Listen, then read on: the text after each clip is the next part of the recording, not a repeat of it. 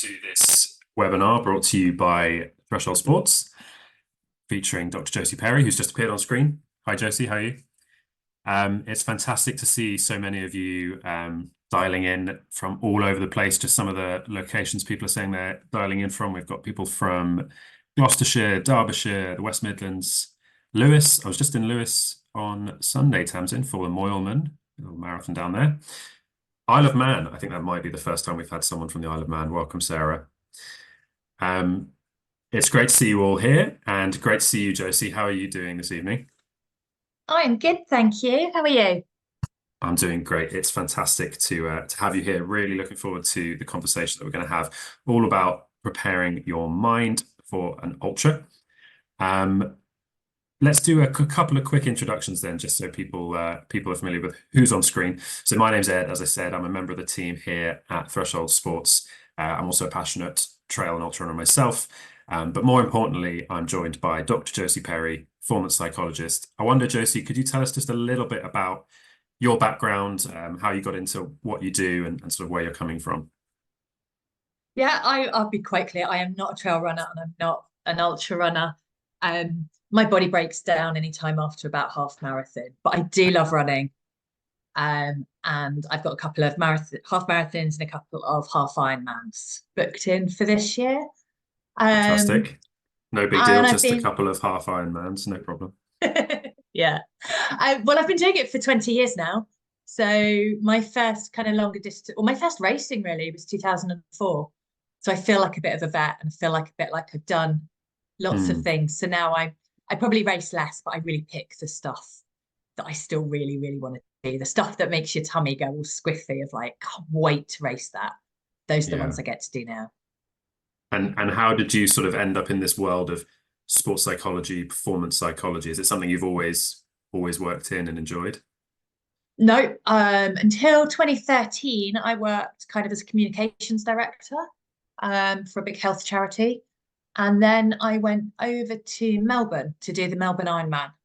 And I'd done all my training I hadn't really done appropriate training. I did it all in London in 20-meter chlorinated swimming pools and stood on the beach in Frankston, which is where they start the Ironman from. And it was horrific. It looked so scary. There were enormous waves. And I still had that thing about Australia has sharks as well. So I was really afraid to get in that water and swim. And the guy on the tannoy said, you guys can't control those waves, but you can control how you feel about them. And it was the first time that I was like, oh my goodness, if I used my brain a bit more, I could actually do a bit better at sport, because I don't consider myself sporty. I was a dancing school kid rather than ever did sport growing up. So I've always felt a bit of an outsider in the sports world. And it was just this proper light bulb moment of, if I thought a bit differently about this, I might actually do better. And then I got a bit obsessed with it. And there weren't many books or anything around at that time. There was kind of Steve Peters, who's a sports psychiatrist, and some textbooks, but that was it really. So I ended up giving up my job and going to university to do a conversion course in psychology and then a master's in sport and exercise psychology. And then I discovered you have to spend another 3 years doing supervised practice. So it was a much longer process than I had researched to start with. But yeah, I finished and fully qualified in 2018. So wasn't my world at all before, but I do love being in it now. Amazing. Well, I'm super excited to pick your brain about all the insights we can learn. Do let us know in the chat, by the way, if you're taking on an ultra this year or any kind of endurance challenge with us at Threshold or elsewhere. Just a bit of a structure for what we're going to cover today. So we've broken down this webinar into sort of 4 distinct sections, all based on the questions that you guys submitted in advance. And they're kind of fairly straightforward. So the first, we're going to be talking about training and how to sort of stay motivated, stay hungry, and stay focused during your training. We're then going to talk about race week itself, which can be an enormously nervous experience for many people, especially if it's your first ultra. Then race day, which by far and away, most of the questions we got were about race day, how you actually execute the ultra itself, psychologically speaking. And then we're going to cover briefly a little bit on post-race, because it's something that people perhaps don't think about as much. But the post-race period is one that has sort of its own psychological challenges. So we'll just talk a little bit about that.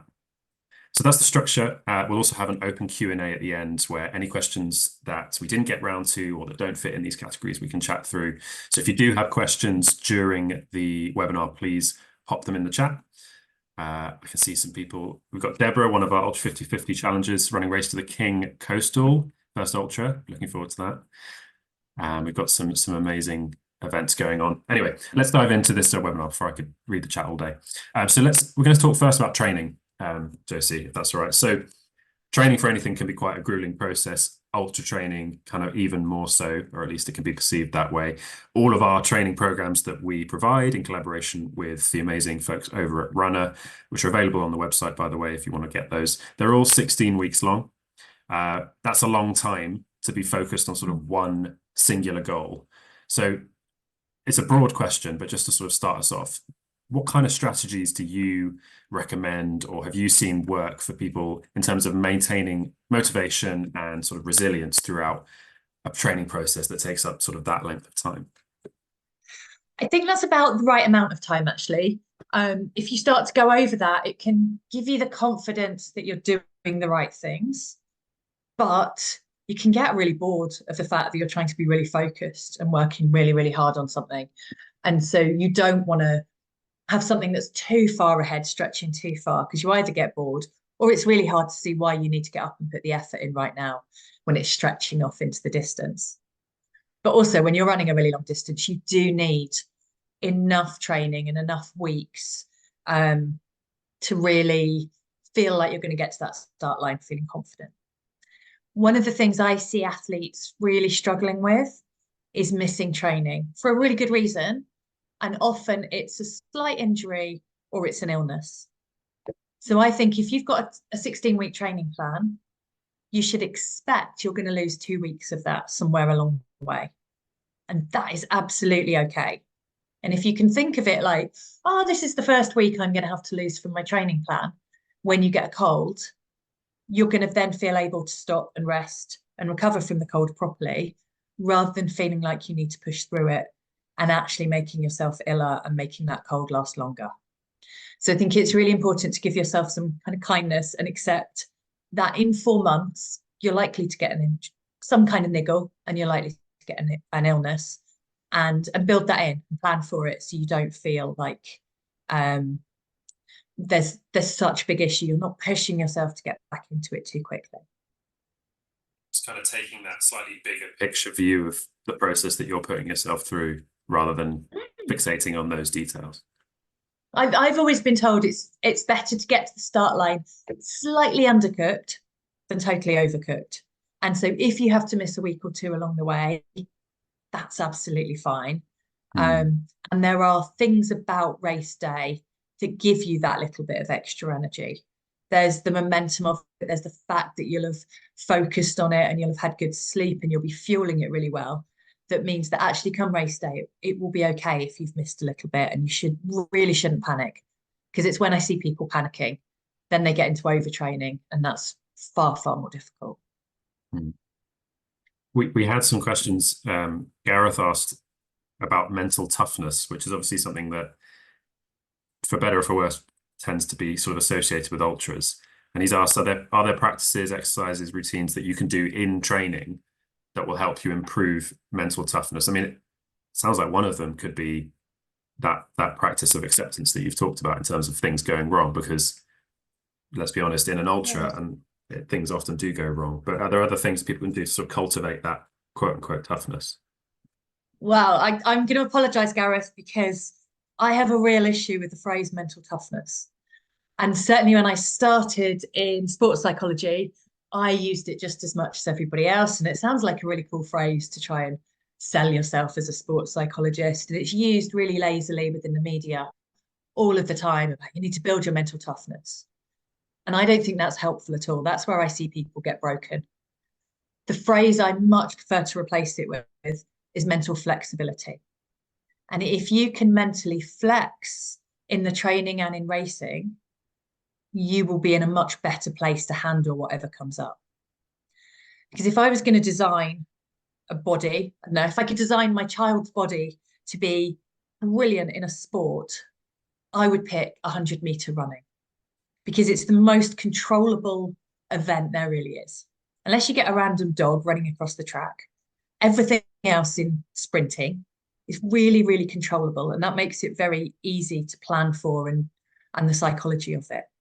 The longer you go and the further outside like controllable worlds you are, the harder a race gets mentally. And so ultra running on trails is possibly like, I feel bad saying this, but it's probably like one of the hardest things mentally you can do. And there's so much that's uncontrollable. If you're trying to control it through mental toughness, you're only going to get disappointed, you're going to fail, and you're going to feel pretty rubbish about it. If your focus is on mental flexibility and that you can constantly twist and turn with whatever shows up, and you can accept that there's going to be some really difficult moments, and you can almost welcome in those moments of going like, oh, right, I knew this was going to be hard. I'm going to lean in to the discomfort that I'm feeling right now, or I'm leaning in to the difficult thing that's happened. Then you just move so much smoother through the process. So there are lots of kind of exercises and routines we use. There's lots of things around breathing, which can really help us feel much more in control of what we're doing. A lot of the techniques I like when we kind of confront any of those difficult moments, which could be in a race, but can absolutely be in training, or it can just be in before training when you look at the training plan and think, how on earth am I supposed to do that? That's going to hurt. Are grounding techniques. And I love grounding techniques because the reason our brain tends to get scared of things, tends to feel under threat, are rarely about the actual movement that we're about to do. The threats tend to come from the outcomes that we are imagining, and particularly what those outcomes might mean about who we are as a person. So if we've spent 16 weeks training to do a race, and we've joined in events like this, and we've built this mindset of like, I'm going to be an ultra runner, the fear of not finishing or something going horribly wrong can be really debilitating. What we want to do is pull it back to this moment. In this moment, whether you're about to run another step or you're about to step on the start line, you can do the activity. You'll have done 16 weeks training to get there. So it's just about doing the movement and not thinking about those outcomes. It's always focusing on that process and being able to do the process. And so I think if you can focus on other things that are not outcomes, you pull yourself back to the moment. And particularly when we feel under threat for any reason, it has a very strong physiological response in our body. So I imagine a lot of listeners will have had this one, in that the first place we notice stress or worry or threat or tension or nerves is in our tummy. So I've known a few athletes that will throw up before races, but most people just go to the toilet a lot. When I did London Marathon last year, it looked really dodgy, but I was trying to take a picture of all the toilets because there were thousands of them, and with these massive, massive queues, because you're like, this is what fear looks like before a race, right? So the first place it goes is our tummy. Next place the adrenaline and cortisol go is our heart rate and our breathing rate. And they go up much faster, making us think there's something properly wrong. Then we get tight back and shoulder muscles. And sometimes it can feel like you've put the wrong legs on that morning. It's like everything's just tight and heavy. And that can often come from that feeling of threat. But a really interesting one is also that if our body feels under threat because we're scared of the training or the outcome of what might happen, we lose our senses. So if you're feeling under threat, you don't need to smell whatever you're running away from or taste it. You just need to shut down and run in a straight line as fast as possible. So you lose your peripheral vision, you lose your sense of taste, of smell, of touch. And if we can switch those back on very proactively, it stops your brain panicking. It pulls it back to, oh, what do I need to do in this moment rather than what am I worried about in the future? So a really lovely technique I use a lot, it's called a senses ladder. And you can all do this at home now. Look around the room you're in and you find 5 things that you can see. And then you label 4 things that you can touch And I'd actually want you to put your hand out and touch those things and describe what they feel like, because that switches your sense of touch on. And then I want you I am to, doing this, by the way. I promise I'm doing I this can right now. see it's excellent. Yeah. Got some cards on my desk. Brilliant.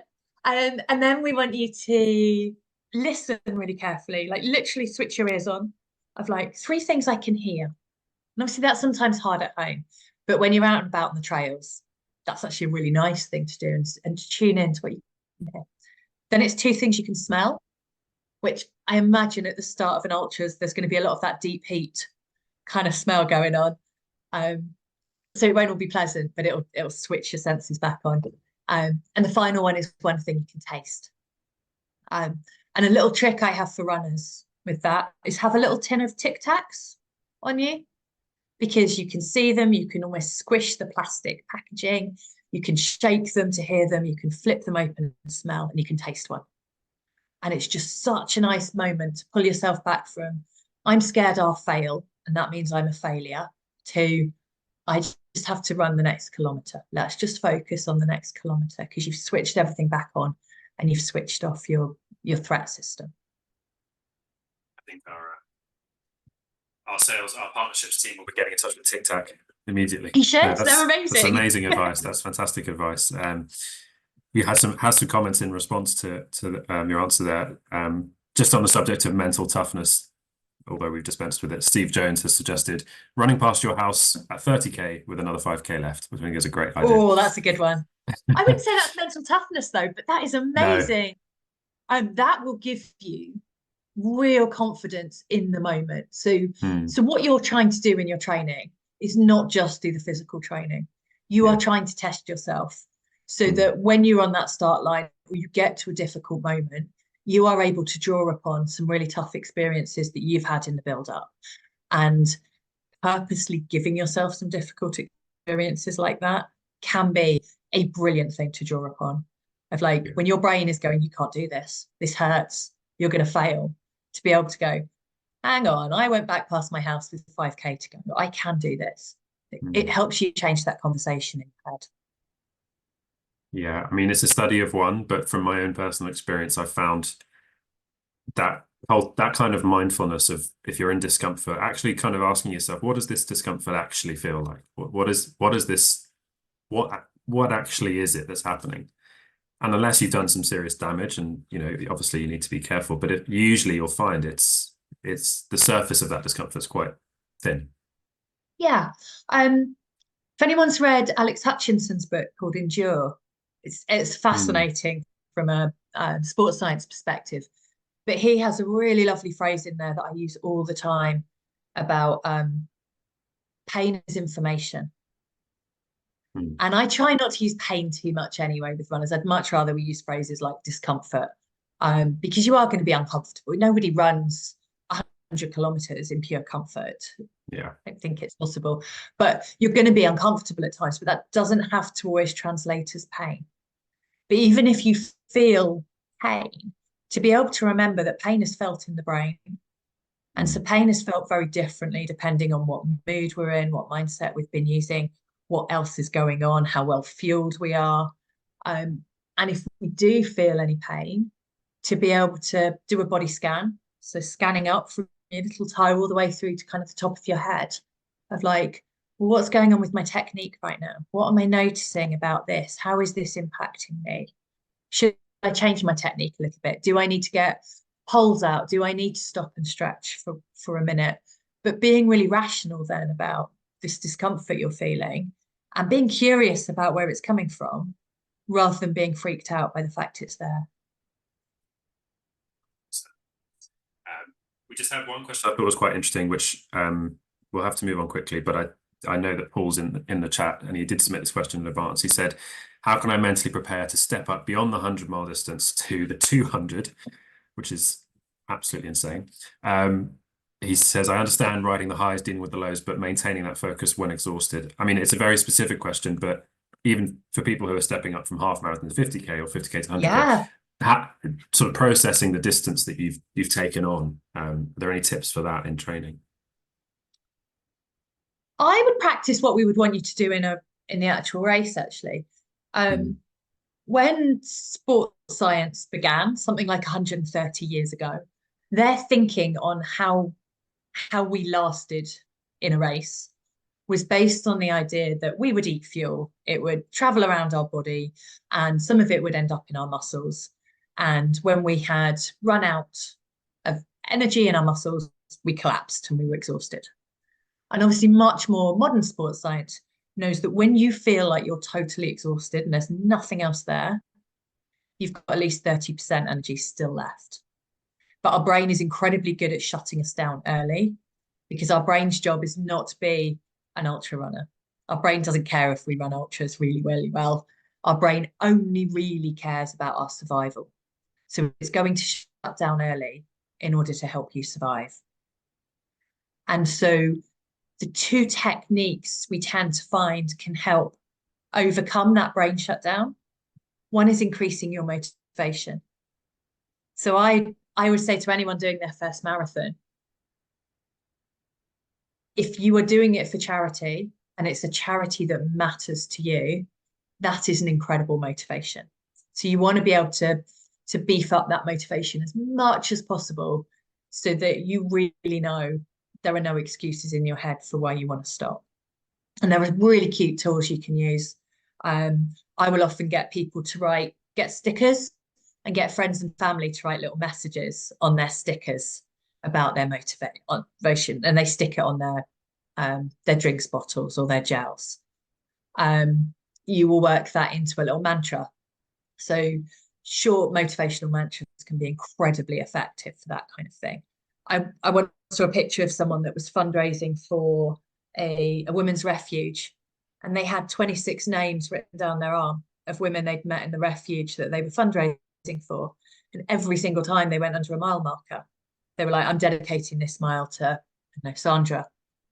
But at that point, you can't go, oh, this really hurts. I really want to stop. So it gives you that extra motivation. However, you will max it out at some point. So if I was a billionaire and I gave everybody on this webinar £1 million to finish their ultra, I would imagine most people would probably do it. But if I'm going to give you £2 million, it's not going to make much difference. So we do max out motivation at a certain point. And at that point, it's about reducing your perception of effort. So it's trying to make what you are doing feel easier. And the biggest way you do that, I think somebody put it in the chat, is getting those long runs done. So the more evidence you've got and the more you have physically trained your body to do it, is the easiest way of reducing the perception of effort. On top of that, though, there are some really nice psych tools you can use, and some nutrition things. So for some people, caffeine is phenomenally good at reducing their perception of effort. But caffeine is interesting because it only works based on certain genes that you have. So some people are not particularly good caffeine responders. Other people are phenomenal. So if it works for you, it reduces a chemical in the brain called adenosine, and that will make it feel harder. So we want to reduce that for you. Smiling is a really simple one, but there's some really interesting research about when we smile, it tricks our brain into thinking what we're doing is a little bit easier. And interestingly, if you're doing a kind of race that's got any supporters out on the course, other people smiling at you also makes what you're doing feel easier. So if you smile at somebody else, even if you don't know them, but you're out in kind of a race, they smile back, you get a really nice buzz. It reduces the perception of effort, so it makes what you're doing feel a bit easier. Other things like alongside a motivational mantra, you can have an instructional mantra. So that's the thing. If you had a coach or you had someone that's great at running watching you and being able to tell you, how does your body change dramatically when you get really tired or really slumped or not up for it? What's the technical thing you should change to get you back into form or to shape? So I know for me, it's just head up. As soon as I get tired and I start slouching and shuffling my feet along, head up, shoulders go back, chest goes forward. You start to pick up. You're running, you feel much more like a runner, you get back into it. So thinking about those kind of things and noticing that in your training of what would I be wanting to do. And how do I do that would be really helpful for reducing your perception of effort. Hopefully that helps, Paul. Good luck in your ridiculously long run, and do let us know how it goes. 200 miles is absolutely bonkers. Let's move on then. We'll talk a bit about race week, because it's something that people might not anticipate, but having done all that training, we're now sort of 6 days out from our ultra. It's quite common to get sort of waves of anxiety and nervousness descending upon us. We've got some questions around this from lots of people. Tracy says, overcoming pre-race nerves. She's done a few ultras, but always feels so nervous beforehand. Susan mentions struggling with anxiety, sleeping the night before a race. So it's a common issue. What are some sort of common psychological pitfalls that athletes might fall into, and how can they sort of deal with them in that immediate build up to the race? So sleep I'll take separately, because I think that's really important. And so many athletes panic, they're not going to sleep well the night before a race. And the research I've seen suggests that it doesn't really matter how well you sleep the night before a race. Most people will sleep badly because we're all nervous about whether the alarm's going off or how we're feeling or how we're going to do. It's really, really normal to sleep badly the night before a race, and the evidence shows it doesn't really matter. So if you're in that position, the worst thing you can do is lie there worrying about this is going to ruin my race. Actually, just roll with it. And everyone's in the same boat, and it's not going to have that much of an impact. What does matter is sleeping over the full week in the build-up. So it's about how much you can get over time. So you do want to be looking after yourself really well in that race week. And in particular, not filling your taper time with loads of other stuff. And that is a really common thing of like, oh, I've got loads of extra time because I'm not running dozens of miles this week in training, I'm tapering. I will just crack on with that really big project or that big essay I've got for university or whatever goes with it. So really important at that point to be able to kind of go, I'm tapering mentally as well as physically. And I'm going to be looking after myself, and give yourself that headspace. Beyond that, some things to really think about are kind of pre-race routines. If we can know that we have done everything we need to do in the build-up, that takes away some of the pressure.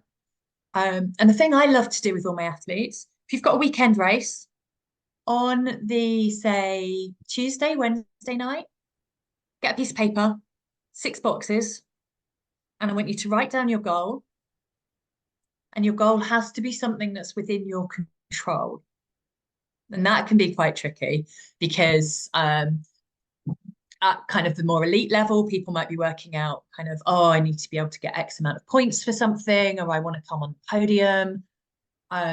But you've got no idea who else is going to show up or what kind of training they've been doing. So we really want you to think about, this is my goal and it has to be something within my control. The next box is your motivational mantra. The next box is your instructional mantra. So how can I do this well? And what techniques should I be using? Then go and look at your training diary. And if you don't keep a training diary, then you really, really should.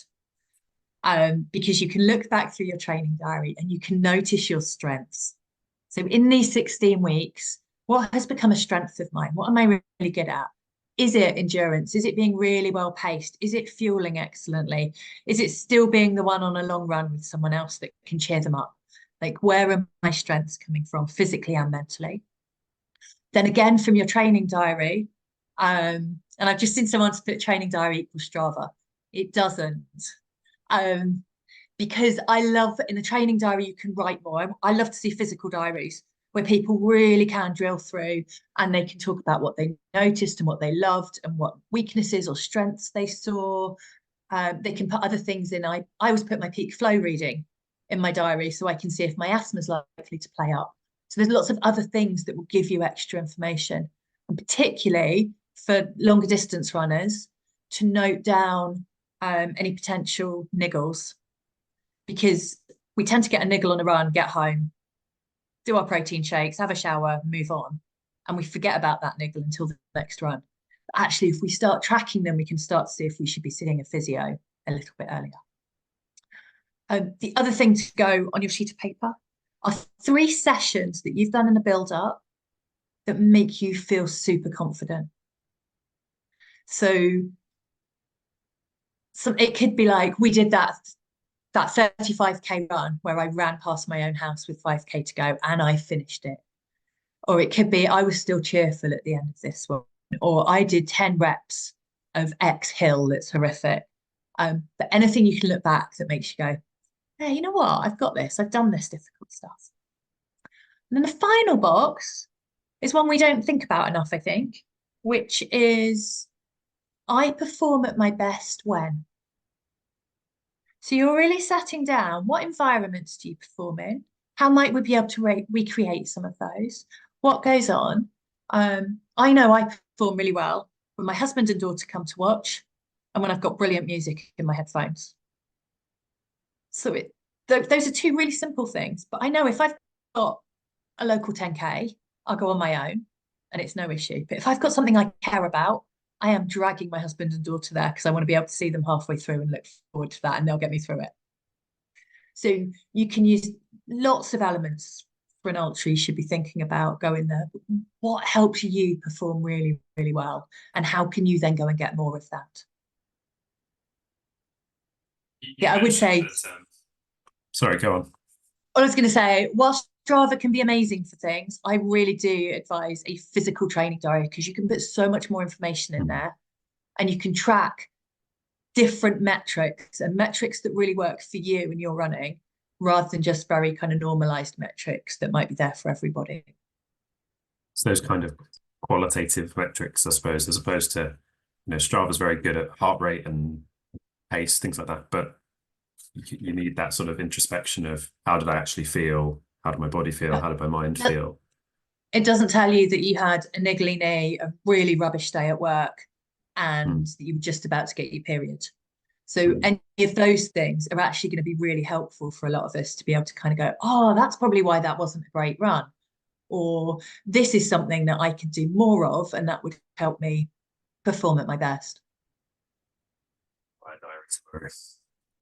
You mentioned a taper and the sort of free time that frees up. Another thing that a taper can often do is sort of throw us off kilter a little bit psychologically, because our energy levels change and we start to maybe have more mind space to think about what we're about to do. So are there techniques you recommend for sort of keeping us on an even keel when we're tapering and feeling those strange effects? Yeah, I would have a long list of things you can actually do, because when our mind gets empty, because we're not focused on doing everything, it tends to go to quite dark places of all the things that are possibly going to go wrong. I heard our brains described as a prediction machine. I think they really are. They love to try and predict what might happen to us in order to keep us safe. But the problem is, if we're not filling our time with running and lots of work, our brain will go off all down sorts of rabbit holes of finding lots of negatives to come up with. And we can't do anything about outcomes in that way anyway. But what we can do is focus on things we can actually do. So it might be packing your bag. It might be prepping different scenarios that could come up in the race. It might be setting out your what if planning. But so you're actively doing something that is going to help towards your race rather than letting your mind run away with all sorts of worries.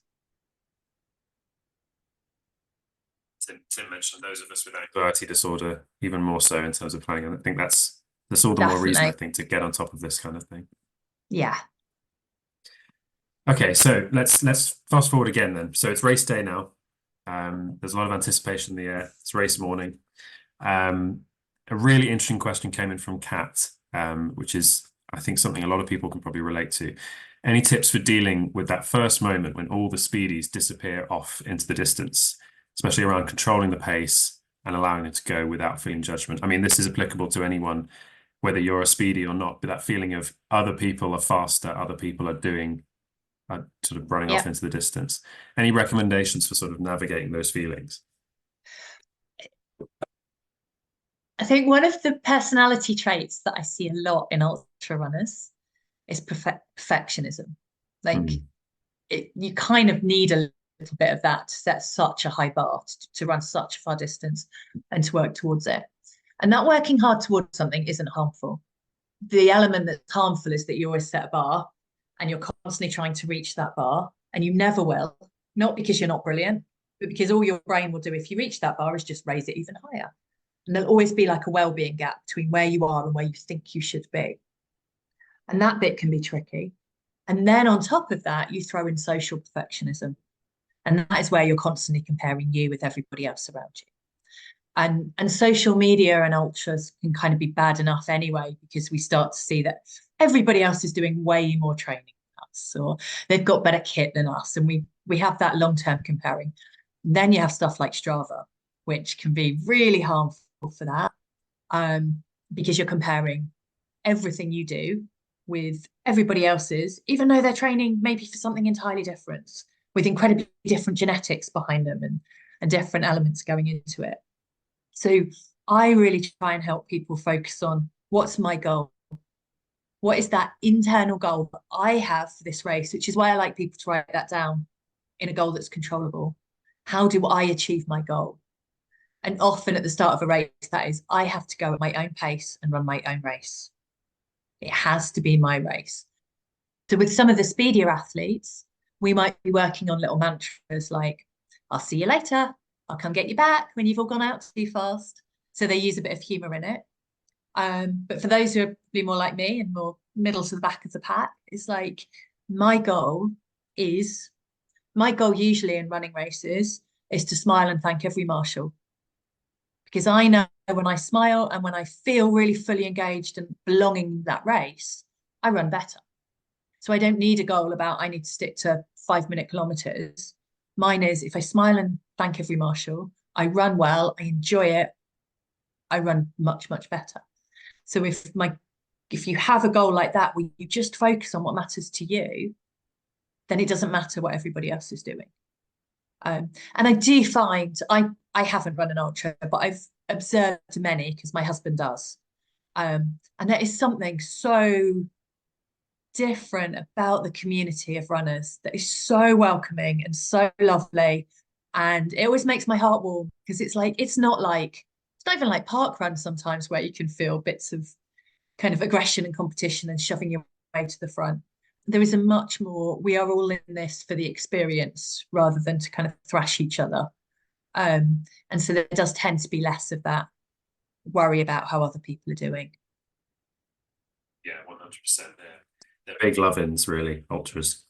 They are love-ins yeah. and snacks. Yeah, what more could you want? There's a few questions around mantras actually, and dealing with difficulty. I mean, from experience, those first few miles, first third of any race tend to sort of go relatively well as long as you pace it okay. But it's usually that sort of second and third where things do start to get quite tough.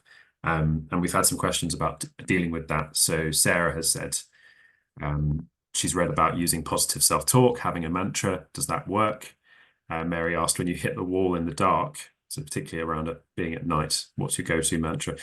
You mentioned mantras there briefly. Are they something you tend to recommend, having a sort of mantra that you've practiced? I love a good mantra. There's a few rules about them though. And the biggest one is it has to be yours.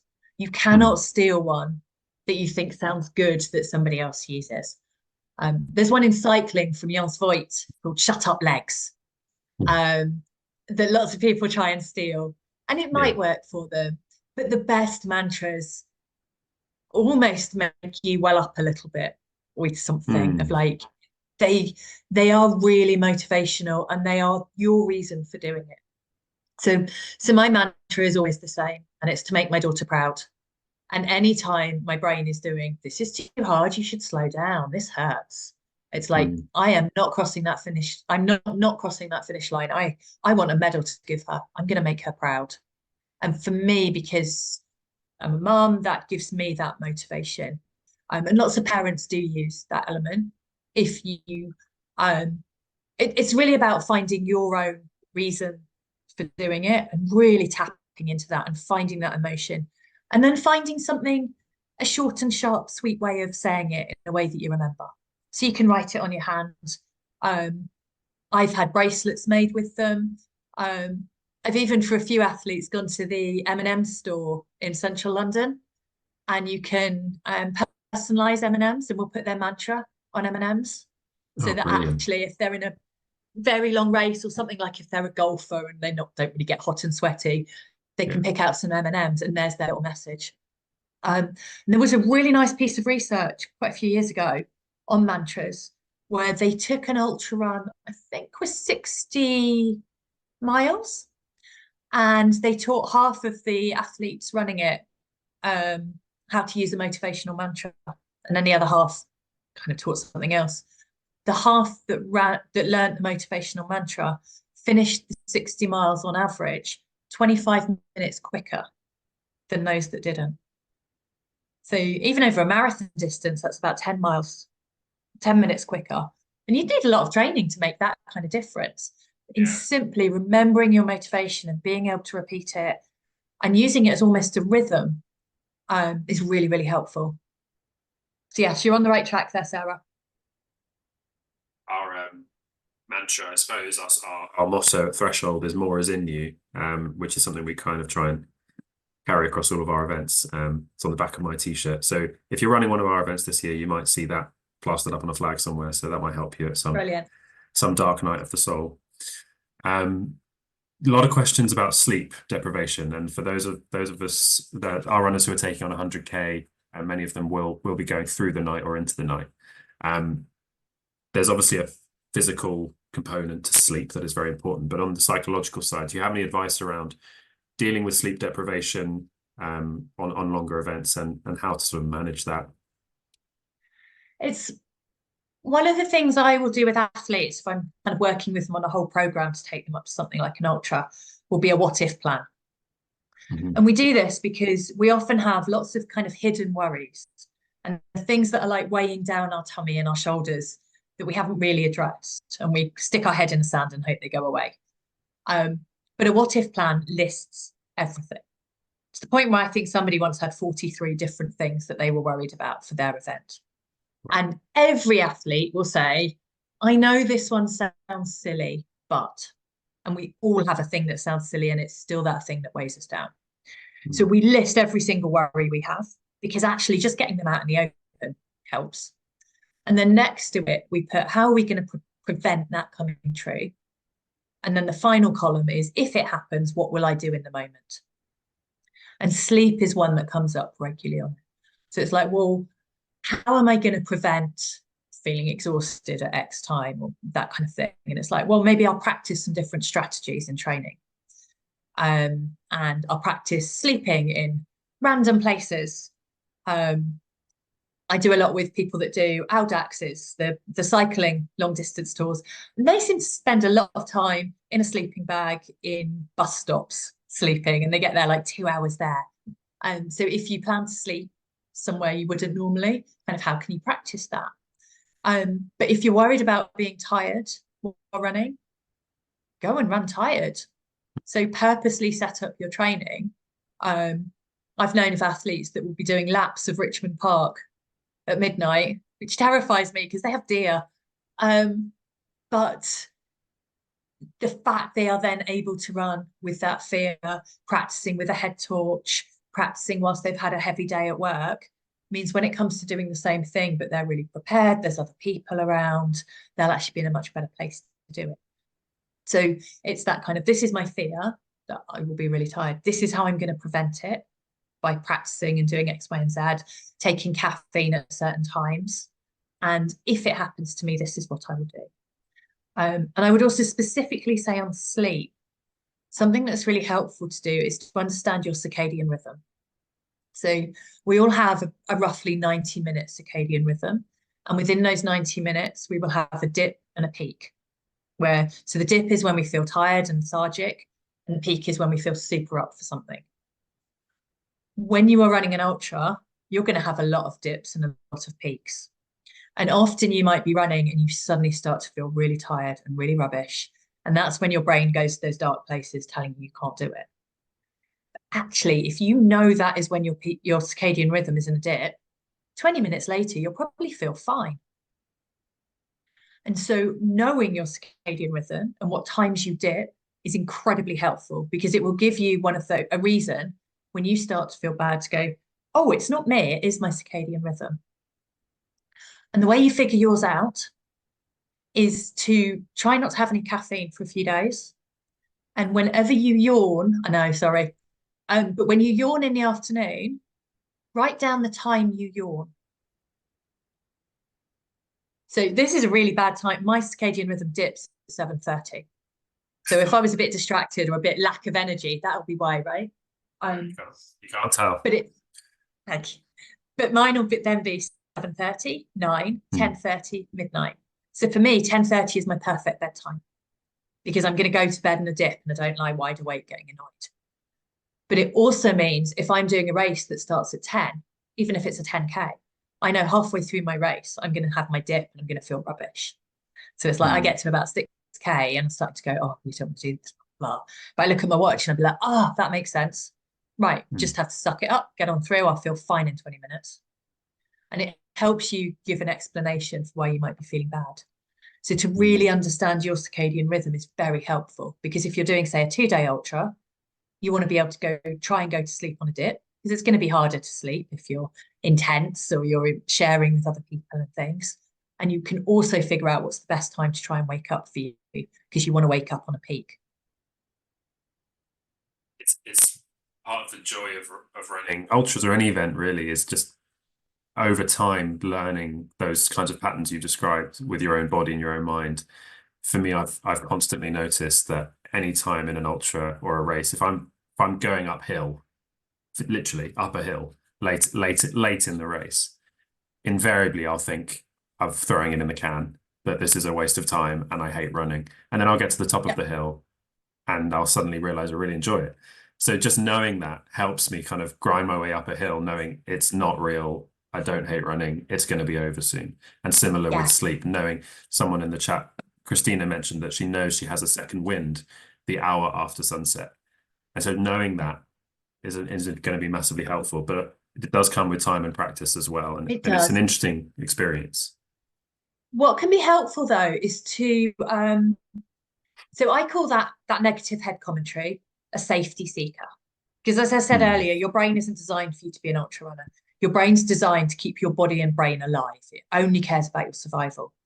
And so the head commentary is often focused on how do we survive? How does it keep you in your comfort zone?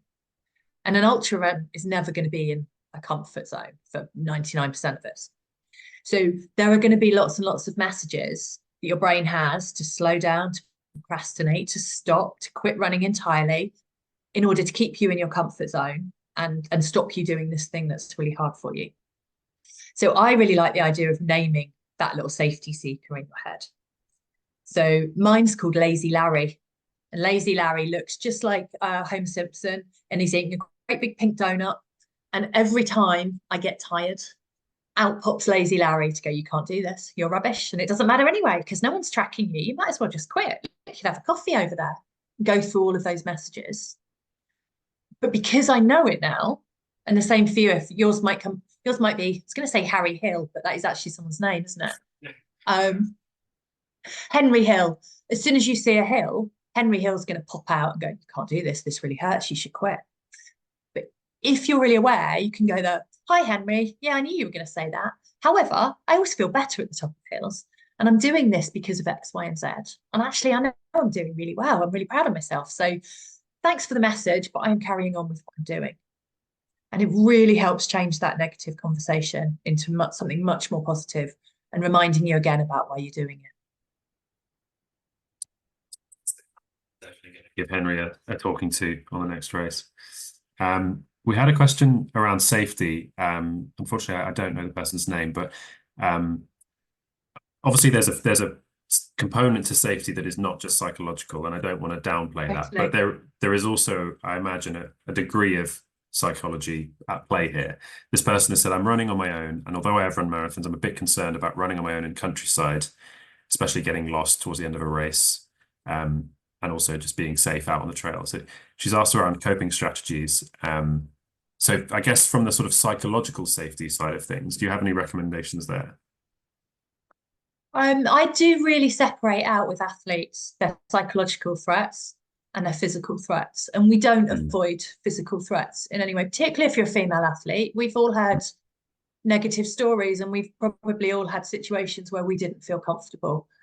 So when you're doing something like that, what if planning, we would look at that. What if I feel under threat, physical threat, while I am running? And that might well be I'm going to run with headphones, but open ear headphones so I can hear things and feel alert. But I'm going to have music on that makes me feel, or a podcast that makes me feel soothed and comfortable. For certain bits, I might stop at an aid station and wait till somebody else runs. And I would rather be slower but run with somebody else and feel safe than not. I might repeat my mantra, but it is about finding what makes you feel able to do it. Because when we feel physically unsafe, just as psychologically unsafe, we have those same physiological responses. So we will have a higher heart rate and a higher breathing rate. And if those are high, your brain is scanning for threats. It's going to start to see threats that aren't even there because we get hyper alert of like what's going on. So I think whatever it does take to make you feel comfortable and safe is really important to do. So I don't think it's about tricking your brain in that point. We can definitely trick our brain when it's psychological safety. But when it comes to physical safety, we do want to be alert, and we do want to find ways to help ourselves feel safe. Hopefully that helps. We're running short of time, so I just want to quickly talk about post-race. Yeah. It's not something that people think about all that much in the build-up because they're very excited about the event. But often when you've been training for an event for weeks or for months, regardless of how the event itself goes, there's a bit of a void that it kind of leaves behind afterwards. So do you have any recommendations for how athletes can manage post-race emotions in a sort of healthy and constructive way? Yeah, I was so glad you included this because it's so important. Hmm. I think expect it. So we call it post-race blues. If you race at the weekend, Monday and Tuesday, your legs are feeling horrific, but you've still got some kind of joy of what you've done. Wednesday, we tend to get post-race blues will really kick in. Some people deal with it by entering their next race, but actually that doesn't necessarily help. You do need that break. So some tools I tend to think about, have something booked for the following weekend that you're really looking forward to. So not more running, but something, I know, afternoon tea or go to a museum you've wanted to see for ages or something fun that you look forward to. So you've got the next big thing because otherwise you've just got this one date in your diary that feels huge and you get there and you're like, oh, I've got to think about afterwards. So you do want something exciting to look forward. If you have been training for 16 weeks and you live with anybody else, you have probably not been the nicest person to live with for some of that time because you will have had grumpy legs on a Sunday when you got back from your long run. You will have been worried about things. You will have spoken far too much about running in that build up. So I always think if you can do something for somebody you live with, almost as like earning back some brownie points afterwards of like, well, what's their thing? How could you show a real interest in that? How could you do something for them in their world? Go and watch their rugby match or something. But I think that can be really important of like, I need to pay back.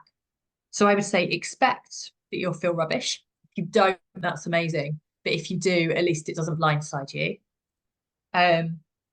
Do something, have something really lovely planned in the diary. And also do something for the people that have helped you with your journey. Yeah, it's amazing you said that. I actually ran a race on Sunday, and as you pointed out that Wednesday is the blues day, I was like, you're absolutely right. Today I've been feeling it, but I also know that that happens. But it is just about being prepared for it, really. Yeah, I had someone on a one of the girls from Women's Running on a podcast. He was very honest, and I've never heard anyone admit this before. But she said, if you've been training for a really big race, you've been the center of attention in your world. You felt really special. And afterwards, suddenly you're just normal again.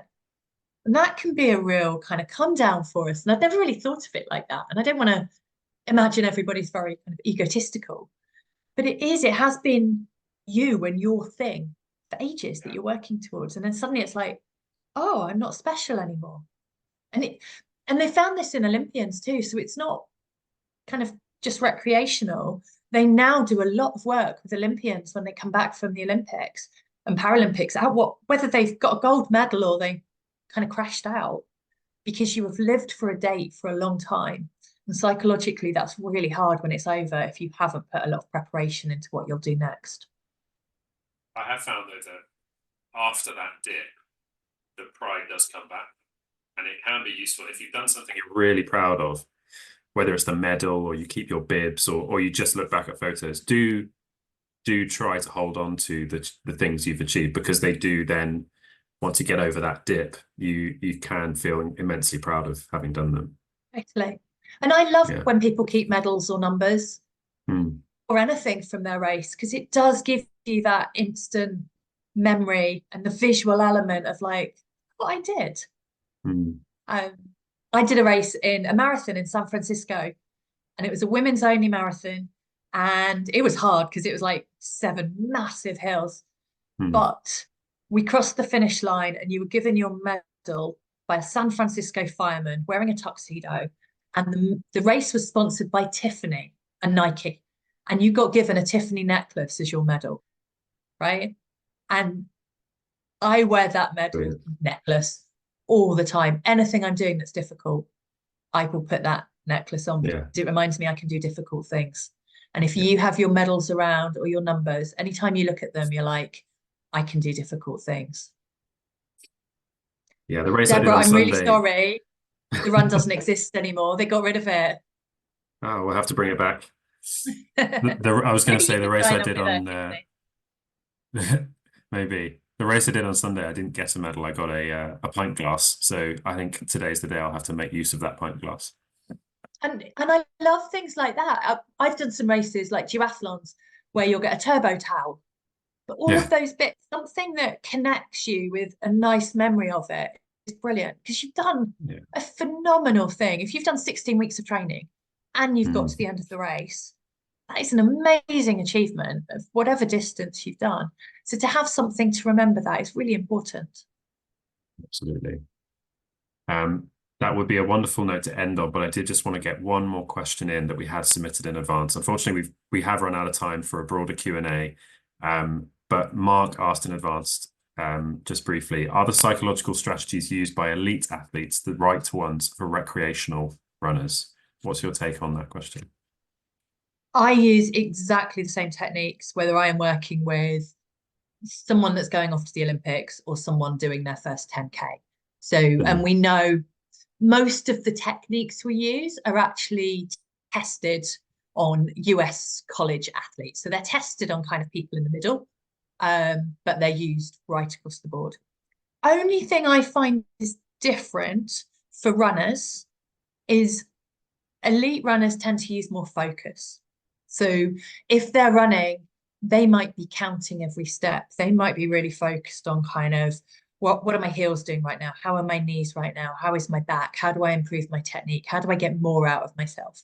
So there is that kind of constant focus on the race where you are. Recreational runners are much better off having lots of distraction techniques. And I love thinking about different ways of distracting yourself. And you can come up with some really fun ones. And so lots of people will use things like music or podcasts. But you can I always do the A to Z of things, A to Z of animals, A to Z of girls' names, of foods. Lots of people do maths and will do kind of different mathematical kind of challenges in their heads. Some people will write their race report mentally. But anything you can do to distract yourself from anything that feels either discomfort or boring, to be honest. If it's a really, really long way and it's not a beautiful course at times, distraction is really powerful. And I think that's a really nice one for recreational runners. At some point on Sunday, I found myself counting down from 100, and it did actually help me get through a boring patch. Totally. It's a really good one as well if you add in extra numbers. So you get to a point where you're going, I'm going to 73, 73, 73. It stretches it out, but you will not give up. You'll wait till you've got there. So that's a really good technique. Nice. Oh, brilliant. Well, Josie, we have run out of time. I don't want to keep you for too long. where can people, if they want to find out more about your work, and I know you've written a brilliant book, where can they find you? So my website is called performanceinmind.co.uk. There, all my books are on there. But there is also a section called Performance Zone. And if you go on there, there's lots of different techniques and tools and worksheets and things you can pull off to kind of work on your own sports psychology.